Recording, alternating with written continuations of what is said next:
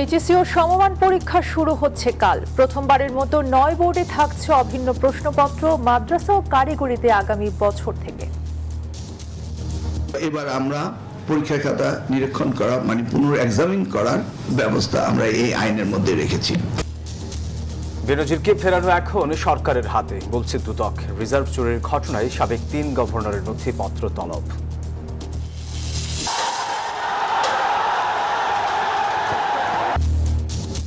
জুলাই গণঅভ্যুত্থান শুরুর প্রথম দিন অপশাসনের বিরুদ্ধে ক্ষোভের বহিঃপ্রকাশ, বলছেন বিশ্লেষকরা।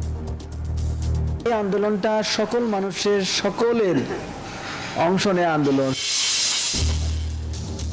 অনলাইন জুয়ার জ্বালানি ভুয়া সিম ও মোবাইলে লেনদেনের অ্যাকাউন্ট। নীতিগত দ্বন্দ্বে সরকার, বলছেন অনেকেই। কুড়িগ্রামের নদ নদীর পানি কমলেও কাটছে না ভাঙন আতঙ্ক। ভোগান্তিতে তীরবর্তী অঞ্চলের হাজারো মানুষ। সমঝোতার শর্ত বাস্তবায়নের আগে আলোচনায় আগ্রহী নয় ইরান।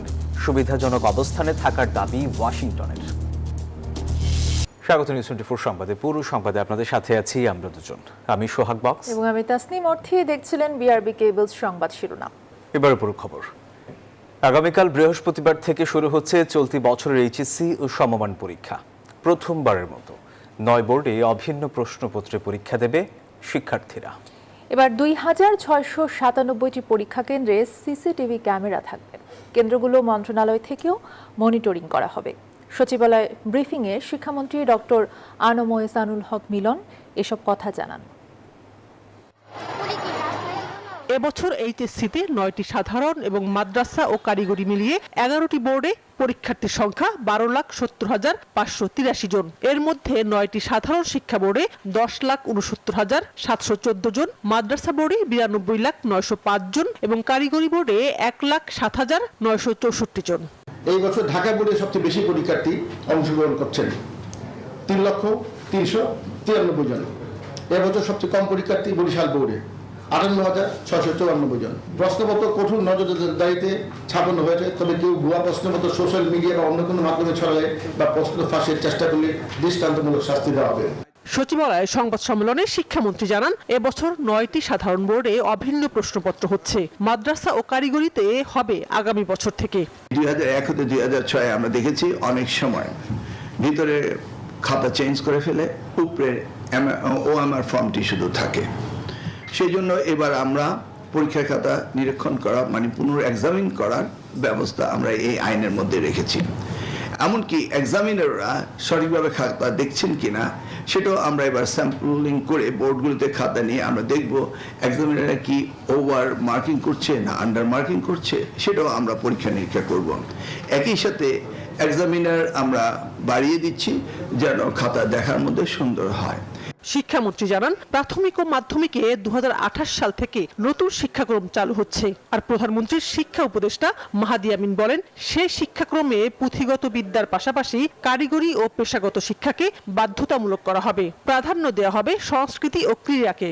এডুকেশন সিস্টেমটাকে আমরা 360 ডিগ্রি একটা প্ল্যাটফর্ম হিসেবে দেখি, যেখানে আমাদের শিক্ষার্থীদের মেধা, মননশীলতা এবং সৃজনশীলতা বিকাশের জন্য যার যে সাবজেক্টটা পড়তে ভালো লাগে সেখানে যেন রাষ্ট্র তাকে বিকশিত হওয়ার সেই সুযোগটুকু তৈরি করে দেয়। মাননীয় প্রধানমন্ত্রী আরো বিশ্বাস করেন, একজন শিক্ষকের দায়িত্ব শিক্ষার্থীর সাথে বন্ধুসুলভ আচরণের মাধ্যমে সেভাবে গড়ে তোলা যেখানে তার ভবিষ্যৎ বাংলাদেশের জন্য সুনাগরিক হিসেবে গড়ে ওঠে। পরীক্ষা কেন্দ্রে নিয়োজিত পুলিশ সদস্যদের কাছে বডি ওন ক্যামেরা থাকবে। মোট 77টি বিষয়ের লিখিত পরীক্ষা নেওয়া হবে 21 কার্য দিবসে। পরীক্ষা না থাকা দিনগুলোতে প্রতিষ্ঠানে নিয়মিত শ্রেণী কার্যক্রম চলবে। শাহনাজ ইয়াসমিন, নিউজ 24, ঢাকা।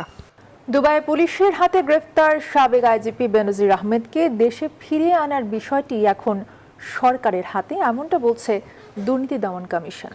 আর এদিকে আওয়ামী আমলে রিজার্ভ চুরি সহ ব্যাংক খাত ধ্বংসের অভিযোগে সাবেক 3 গভর্নরের নথিপত্র তলব করেছে দুদক। তারা হলেন আতিউর রহমান, ফজলে কবির ও আব্দুর রউফ তালুকদার। দুবাই পুলিশের হাতে গ্রেপ্তার সাবেক আইজিপি বেনজির আহমেদকে দেশে ফিরিয়ে আনতে নির্ধারিত সময়ের আগেই প্রয়োজনীয় কাগজপত্র পররাষ্ট্র মন্ত্রণালয়ের মাধ্যমে সংযুক্ত আরব আমিরাত বা ইউএই সরকারের কাছে পাঠানো হয়েছে। তবে এখনও সেদেশের সরকারের কোনো আনুষ্ঠানিক জবাব না মেলায় বেনজিরকে হস্তান্তরে তৈরি হয়েছে ধোঁয়াশা। দুদক বলছে ইউএই সরকারের চাহিদা মতো ইংরেজি ও আরবি ভাষায় প্রস্তুতকৃত সকল নথি পাঠিয়েছে সংস্থাটি। তবে পুলিশের সাবেক এই দুর্নীতিবাজ কর্মকর্তাকে কত তাড়াতাড়ি ফেরত আনা যাবে তা নির্ভর করছে সরকারের উপর। এই সংগ্রহ সকল তথ্যাদি আমরা আমাদের এন্ড থেকে প্রেরণ করেছি, স্বরাষ্ট্র মন্ত্রণালয়ের মাধ্যমে আপনাদের অবহিত করেছি, এবং বাকি বিষয়টা আসলে আমাদের হাতে নেই। এটা স্বরাষ্ট্র মন্ত্রণালয় বা ফরেন মিনিস্ট্রি আছে বা সরকার আছে, তারা এই বিষয়টা দেখতেছে। এদিকে রিজার্ভ চুরি, হলমার্ক, বেসিক ব্যাংকের ঋণ জালিয়াতির ঘটনায় 2010 থেকে 2024 সাল পর্যন্ত বাংলাদেশ ব্যাংকের সব ধরনের নীতিগত ও ঋণ সংক্রান্ত নথি তলব করেছে দুদক। রিজার্ভ চুরি, হলমার্ক জালিয়াতি সহ ব্যাংকে ঋণ জালিয়াতির সুযোগ নিয়ে বিগত 15 বছরে ব্যাংক খাতকে ধ্বংস করার একটি অভিযোগ অনুসন্ধানরত রয়েছে। সুষ্ঠু অনুসন্ধানের স্বার্থে অনুসন্ধানকারী কর্মকর্তা বাংলাদেশ ব্যাংক থেকে তথ্যপাত্র চেয়ে একটি পত্র প্রেরণ করেছে। এখান থেকে কিছু ফিডব্যাক পাওয়া গেছে, যা যাচাই বাছাই চলছে। এই ঘটনায় জড়িত সন্দেহে সাবেক 3 গভর্নর আতিউর রহমান, ফজলে কবির ও আব্দুর রউফ তালুকদারের বিষয়েও বাংলাদেশ ব্যাংকের কাছে তথ্য চেয়েছে দুদক। বদরুল আলম শাওন, নিউজ 24, ঢাকা। 3টি নতুন উপজেলা এবং একটি নতুন থানা অনুমোদন দিয়েছে প্রশাসনিক পুনর্বিন্যাস সংক্রান্ত জাতীয় বাস্তবায়ন কমিটি নিকার। নতুন উপজেলা 3টি হল চট্টগ্রামের ফটিকছড়ি উত্তর, কুমিল্লার বাংরা এবং ময়মনসিংহের দক্ষিণ গফরগাঁও। নতুন থানাটি হল চট্টগ্রামের হালদা। সচিবালয় নিকারের 121তম সভায় এই নির্দেশনা দেন প্রধানমন্ত্রী তারেক রহমান। এছাড়া পূর্বাঞ্চল নতুন শহর প্রকল্পের নারায়ণগঞ্জ ও গাজীপুর জেলার অংশগুলো ঢাকা জেলার অন্তর্ভুক্ত করারও সিদ্ধান্ত হয়েছে।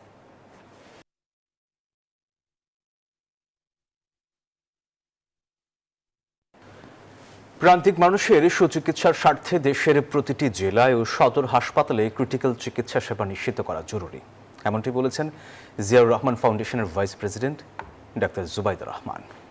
রাজধানীতে এক সেমিনারে তিনি আরো বলেন, আইসিইউ রোগীদের সুচিকিৎসার জন্য বিশেষজ্ঞ চিকিৎসক, নার্স এবং ডেডিকেটেড অ্যাম্বুলেন্স বাড়াতে হবে। আর স্বাস্থ্যমন্ত্রী সরদার মোহাম্মদ সাখাওয়াত হোসেন বলেন, চিকিৎসকরা দায়িত্বশীল না হলে সরকার স্বাস্থ্য খাতে হাজার কোটি টাকা বরাদ্দ দিলেও লাভ হবে না।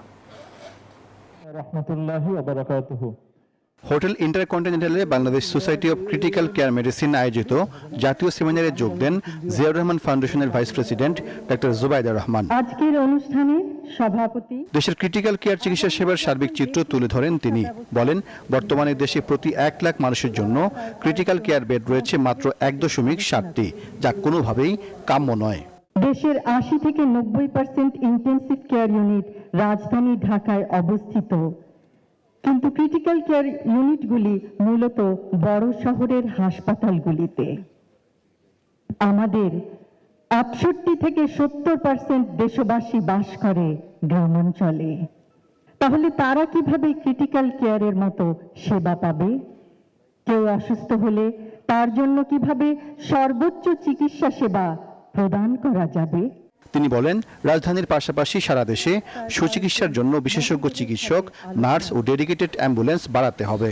আরো বিশেষজ্ঞ প্রয়োজন, আরো ট্রেনিং প্রাপ্ত নার্স প্রয়োজন, আরো বিশেষায়িত ইকুইপমেন্ট প্রয়োজন, আরো ক্রিটিক্যাল কেয়ারের ইউনিট প্রয়োজন, আরো ওয়েল ইকুইপড অ্যাম্বুলেন্স প্রয়োজন, যেন গুরুতর অসুস্থ আহত রোগীকে প্রত্যন্ত অঞ্চল থেকে ক্রিটিক্যাল কেয়ার সম্বলিত হাসপাতালে দ্রুত আনা যায়।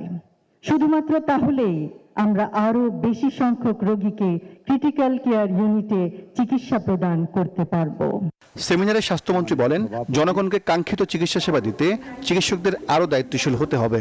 আমাদের স্বাস্থ্য মন্ত্রণালয়ের পক্ষ থেকে যত প্রকার সহযোগিতা আপনাদেরকে দেওয়া দরকার, ইনশাল্লাহ আমাদের সম্মানিত প্রধানমন্ত্রীর নেতৃত্বে আমরা আপনাদেরকে দিব।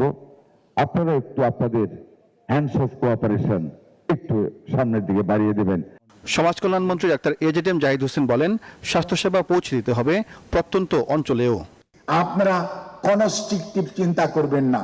180 মিলিয়ন মানুষ আগামী 25 বছর পরে বাংলাদেশের স্বাস্থ্যকে কিভাবে দেখতে চান ওই চিন্তা করেন এবং সেটার জন্য প্রস্তুতি নেন। সরকার দেশের প্রতিটি মানুষের কাছে চিকিৎসা সেবা সহজ ও মানসম্মত করতে পরিকল্পনা গ্রহণ করেছে বলে জানান ডাক্তার জাহিদ। মানুষের কল্যাণে সাইফুল ইসলাম, নিউজ 24, ঢাকা। আজ 1 জুলাই।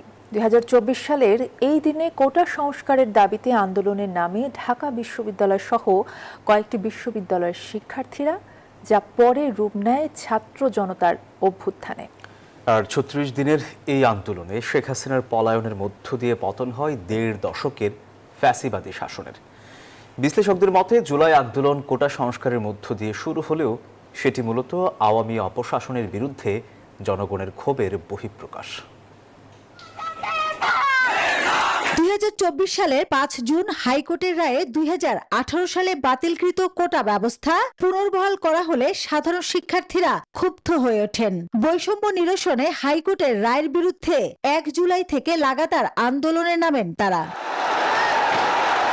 শুরুতে শেখ হাসিনা সরকার বাধা না দিলেও পরে শক্তি প্রয়োগ করে আন্দোলন দমানোর চেষ্টা করে। সরকারের দমনপীড়নে বেশ কয়েকজন শিক্ষার্থী নিহত হলে আন্দোলনকারীদের পাশে দাঁড়ায় ক্ষুব্ধ জনগণ। 36 দিনের আন্দোলনে দেশ ছেড়ে পালান শেখ হাসিনা। এর আগে প্রাণ হারান হাজারেরও বেশি মানুষ। জুলাই আন্দোলনের 2 বছর পর কেমন আছে বাংলাদেশ? এমন প্রশ্নের উত্তরে এই সমন্বয়ক বলছেন, প্রত্যাশিত বৈষম্য দূর না হলেও রাজনৈতিক দমনপীড়ন কমেছে।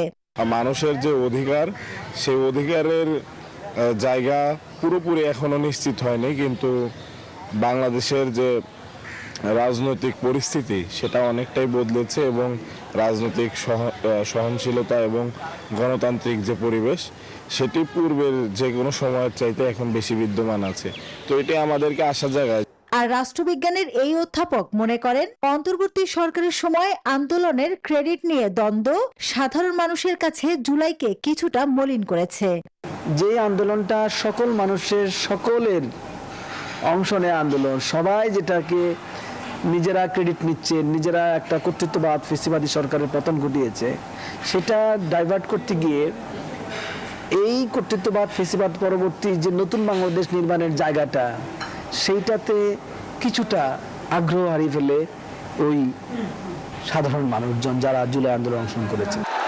বিশ্লেষকদের অভিমত, দেশের মানুষ শেখ হাসিনা সরকারের অপশাসন, দুর্নীতি, প্রতারণামূলক নির্বাচনে ক্ষুব্ধ ছিল। ফলে অনিবার্যভাবেই ছাত্রদের হাত ধরেই আসে জুলাই আন্দোলন, যা পরে রূপ নেয় গণঅভ্যুত্থানে। এই রাজু ভাস্কর্য, শাহবাগ চত্বর আর ঢাকা বিশ্ববিদ্যালয়ের ক্যাম্পাস আজ কেবল প্রতিবাদের প্রতীকী নয়, বরং একটি সুন্দর বৈষম্যহীন স্বৈরাচারমুক্ত নতুন বাংলাদেশের প্রবেশদ্বার হিসেবে ইতিহাসে পাতায় অমর হয়ে থাকবে। সংশ্লিষ্টরা মনে করছেন যে বৈষম্যহীন বাংলাদেশের স্বপ্নে জুলাইয়ে ছাত্র আন্দোলন শুরু হয়েছিল, সেই প্রত্যাশার ঝুলি পূর্ণ না হলেও বিফলে যায়নি। মাসুদুল আবনী, নিউজ 24, ঢাকা। সরকারের নতুন মুদ্রানীতিতে নীতি সুধার 10% বহাল রাখা এবং বেসরকারি ঋণ প্রবৃদ্ধি কমিয়ে দেওয়ায় ক্ষোভ জানিয়েছেন ব্যবসায়ীরা। তাদের শঙ্কা, এর ফলে বাধাগ্রস্ত হবে বিনিয়োগ আর কর্মসংস্থান। তবে অর্থনীতিবিদরা বলছেন, উচ্চ মূল্যস্ফীতি নিয়ন্ত্রণে এই সংকোচনমুখী নীতি বাস্তবমুখী। ব্যবসার আসল সংকট নীতি সুধার নয়, বরং তীব্র জ্বালানি এবং ডলার সংকট। নতুন বাজেটে ব্যবসা ও বিনিয়োগ বাড়াতে নানা কর শুল্ক সুবিধা দেয়া হলেও নতুন মুদ্রানীতিতে তার উল্টো চিত্র। টানা 4 বছর ধরে সংকোচনমুখী নীতির পরও মূল্যস্ফীতি 9.5% ঘরে, যা 7.5% নামিয়ে আনতে নীতি সুদ হার 10%ই বহাল রেখেছে কেন্দ্রীয় ব্যাংক। অন্যদিকে বেসরকারি খাতে ঋণের প্রবৃদ্ধির লক্ষ্যমাত্রা নামিয়ে আনা হয়েছে 6.8%। ব্যবসায়ীরা বলছেন, এর ফলে অর্থায়নের উচ্চ ব্যয় বহাল থাকবে, সংকুচিত হবে বেসরকারি খাতে ঋণ প্রবাহ, ফলে গতি ফিরবে না বিনিয়োগ ও ব্যবসা বাণিজ্যে। যদিও ব্যবসা সচল করতে 60,000 কোটি টাকার প্রণোদনা রাখা হয়েছে মুদ্রানীতিতে। সুদের হার যখন এত বেশি থাকবে, ব্যাংক গভর্নমেন্ট বড় করবে, তখন কিন্তু আসলে আর বিনিয়োগের আর হবে না বললেই চলে। তো সেটা তাহলে তার আমাদের ব্যবসা বান্ধব হলো না। আমি একজন ব্যবসায়ী দৃষ্টিকোণ থেকে যদি বলেন, আমাদের বিনিয়োগ লাগবে, আমাদের কম ফান্ডে বিনিয়োগ লাগবে, আমাদের স্বল্প সুদে বিনিয়োগ লাগবে, তাহলে আসলে আমরা টিকে থাকতে পারবো। যদিও বর্তমান প্রেক্ষাপটে একে বাস্তবমুখী বলছেন অর্থনীতিবিদরা। তাদের মতে শুধু নীতি সুধার নয়, বেসরকারি খাতের মূল সমস্যা জ্বালানি সংকট, কাস্টমস ও শুল্ক কর জটিলতা। বর্তমান যে আগামী 6 মাসের যে মুদ্রানীতি, এটা বাস্তবতার সঙ্গে সঙ্গতিপূর্ণ হয়েছে। আমরা যদি সামগ্রিকভাবে অন্যান্য যে নীতিগুলো আছে এই সবগুলোকে যদি আমরা এই মুদ্রানীতির সঙ্গে সঙ্গতিপূর্ণ করে যদি ব্যবহার করা সম্ভবপর হয় তাহলেই কিন্তু এই মূল্যস্ফীতিটাকে নিয়ন্ত্রণ করা সম্ভব হবে।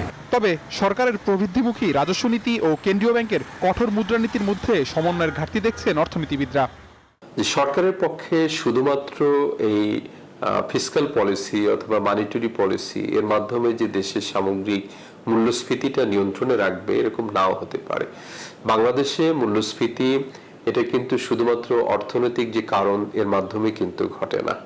অনেক কারণ আছে যেগুলো কিন্তু আসলে ফিসক্যাল ইফেক্ট অথবা মনিটারি পলিসি দিয়ে এটা নিয়ন্ত্রণ করা সম্ভব না। টেকসই প্রবৃদ্ধির জন্য সাশ্রয়ী অর্থায়ন ও রাজস্ব মুদ্রানীতির সমন্বয় জরুরি বলেও মনে করেন এই বিশ্লেষক। যদি না বাড়ে। আবি আব্দুল্লাহ, নিউজ 24, ঢাকা। দেশে হাজার হাজার কোটি টাকার অনলাইন জুয়ার মূল জ্বালানি যোগান দিচ্ছে ভুয়া সিম আর ভুয়া এমএফএস অ্যাকাউন্ট। সরকার একদিকে জুয়া বন্ধের আইন করছে আর অন্যদিকে বাজেটে সিম ট্যাক্স তুলে দিয়ে ভুয়া সিমের বাজার আরও বড় করার সুযোগ করে দিচ্ছে বলে মনে করছেন বিশেষজ্ঞরা। বিডিবিএল ভবনে ভয়েস ফর রিফর্ম আয়োজিত সেমিনারে উঠে আসে এমন মন্তব্য। সংশ্লিষ্টরা বলছেন সরকারের এমন সিদ্ধান্ত একটি বড় নীতিগত দ্বন্দ্ব।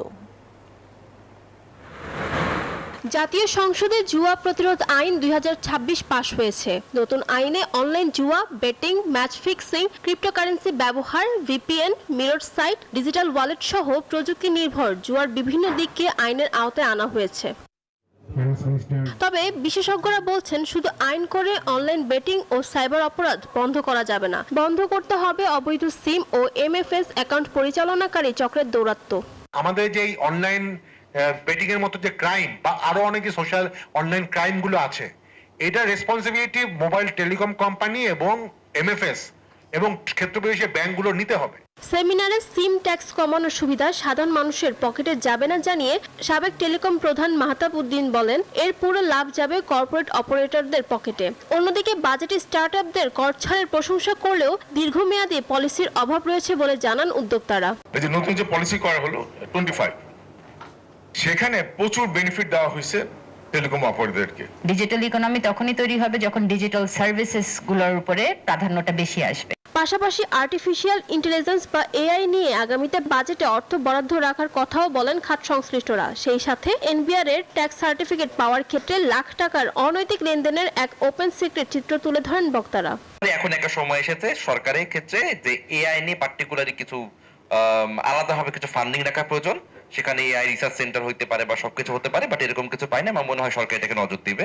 দেশের টেকসই ডিজিটাল অর্থনীতির স্বার্থে সাধারণ জনগণ ও মাঠ পর্যায়ের বাস্তবতাকে সবার আগে অগ্রাধিকার দেওয়ার দাবি জানান খাত সংশ্লিষ্টরা। সময় কম, আমি ফারজানা রিয়া, নিউজ 24, ঢাকা।